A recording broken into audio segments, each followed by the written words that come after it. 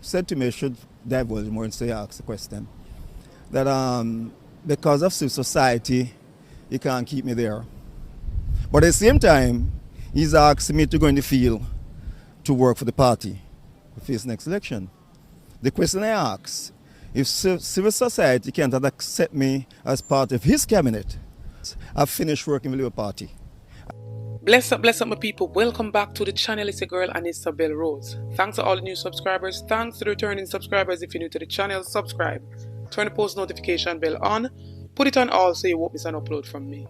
On the road to 20k. Help me to get there, my people. So in this one, my people, panic in the Jamaica Labour Party's camp, where we've seen Everald Warmington speak out exposing Prime Minister Andrew Lied, as well as NIC walks away from the Jamaica Labour Party, giving total control of the KSA MC to the People's National Party. Stay tuned for the details at hand. Don't forget to like, share and subscribe to the channel. Run over to my other platform, subscribe over there, get that channel to 1k for me, please and thanks.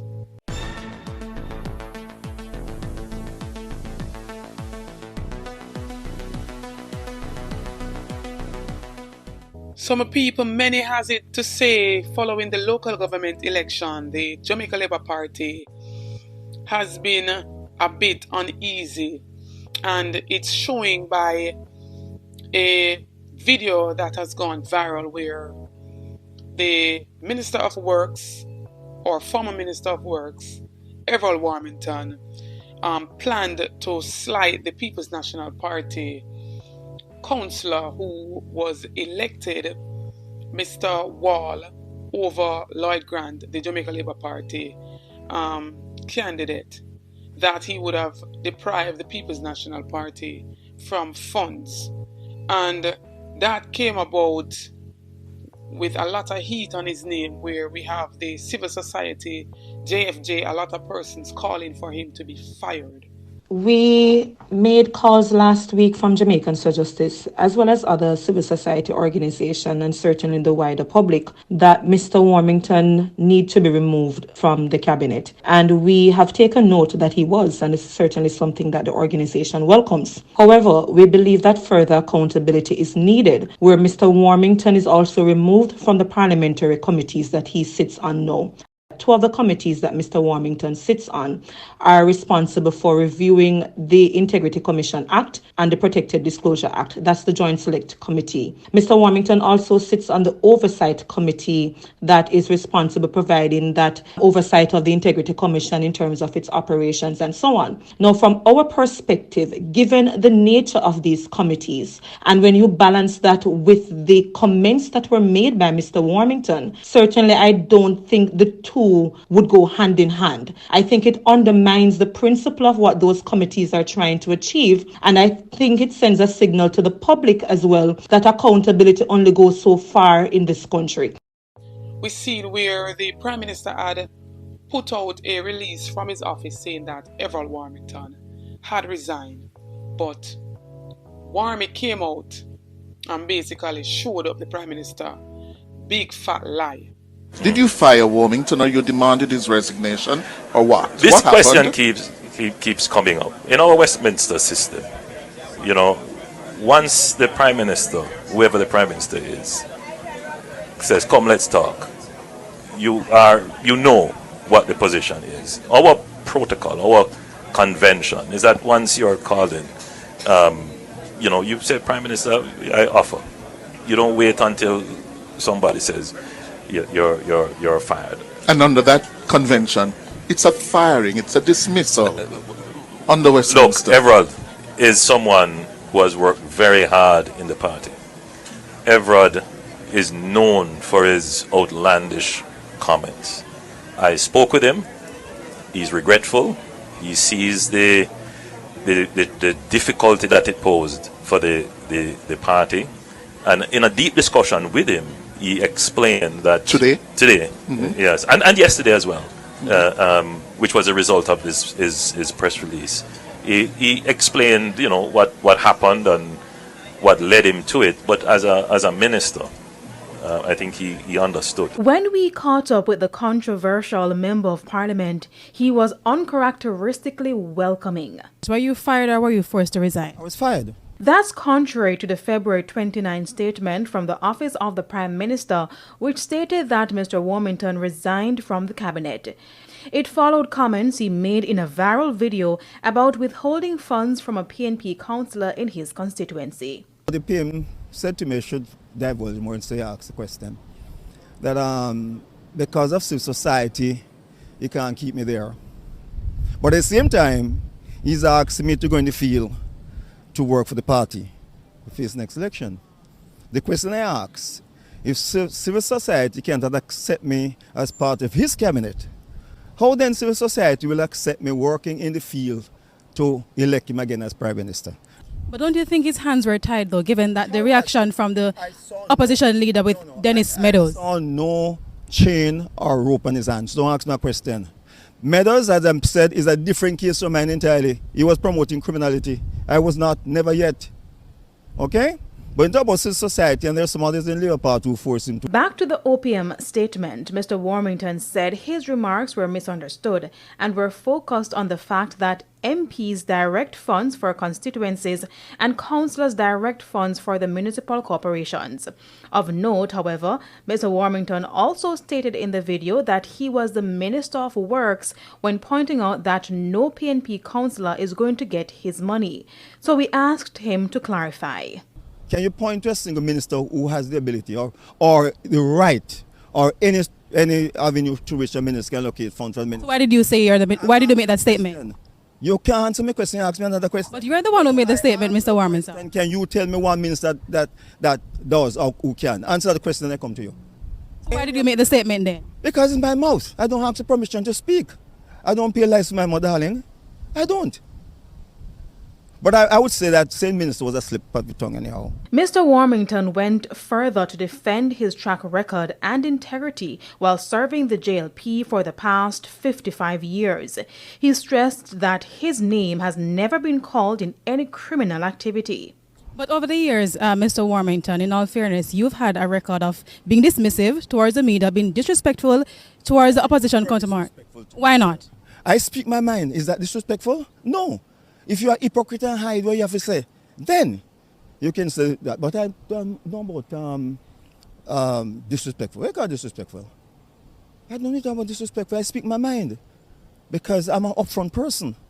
I'm not going to play games and smile with you and at your back and I stab you. No. You must know how I feel at all times. Now, in regards to his future in the JLP and whether he will be supporting the party, this is what Mr. Warmington had to say.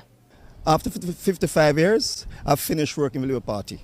At this stage, I'll be working for a few selected candidates who want me to. My election may be a year after, so I'll be working Southwest St. Catherine. I've resigned as chairman of the Area Council 2, okay? And my national profile and working with the party, I think that is in doubt now. I have no regrets to have worked for Andrew Lied then. I have none at all because I don't regret anything I do. I have no regrets. I will work for him then, help him. You can even say protect him then against the vipers. I have no regret. But the issue is, the question is, will I do it again? And as you all heard for yourself, people, Warmington did not hold back. He basically saying that he is done with the Jamaica Labour Party. He will work with a few candidates, but he is done with the Jamaica Labour Party in totality. Whereas, as in, the Prime Minister has fired him and wants him to work to help him to win the general election, which is right around the corner. Another shocker that hit the Jamaica Labour Party is a voice note recording leaked going around of Mr. Innis, saying that he stepped away from the KSA after being, saying that he was disrespected, slighted of getting the deputy mayor. We're seeing where the local government election KSA division came in with a 2020 tie for the People's National Party and Jamaica Labour Party, in which the People's National Party had got the popular vote, so they had gotten to choose a mayor. So Mayor Williams from the Jamaica Labour Party side has to step away. right, my people? But they would have gotten to choose a deputy, in which Mayor Williams said that he doesn't want the deputy mayor, and the next person in line would have been Ennis, and he said that he was slighted, so he released this voice note. Good afternoon, information media. I just want you all to know that I have walked away from the Jamaica Labour Party. I've walked away from the KSA MC. I won't be going down there to be sworn in. I have to protect my dignity. I have to protect my values. And I have to protect my family. And the way I've been treated and disrespected, I am not having any more of it. And I've walked away. So officially, I am an independent until I return to Jamaica on the 3rd. I am leaving here tomorrow morning and I will return on the 3rd. I am tired of the disrespect and I am going no further with it. Sorry that I may have disappointed some of you in this group, because I know a lot of you, look up to me and see me as somebody you can, talk to, somebody you would like to have around. But the cup is full and my heart is overflowing and my family say I should walk and I'm walking. Sorry for the disappointment I may have caused some of you, but life goes on. Okay, each and every one. Which means the People's National Party would have overall majority control of the KSAMC. Yes, Ricardo Brooks, yes, has been learning more about this story. Good afternoon, Ricardo. Good afternoon, Smith. Good afternoon, Siobhan. Good afternoon to the listeners. Well, this broke literally while we were on air doing the 5 o'clock broadcast, and I gather you have been learning some more about it just prior to that. What more can you tell us?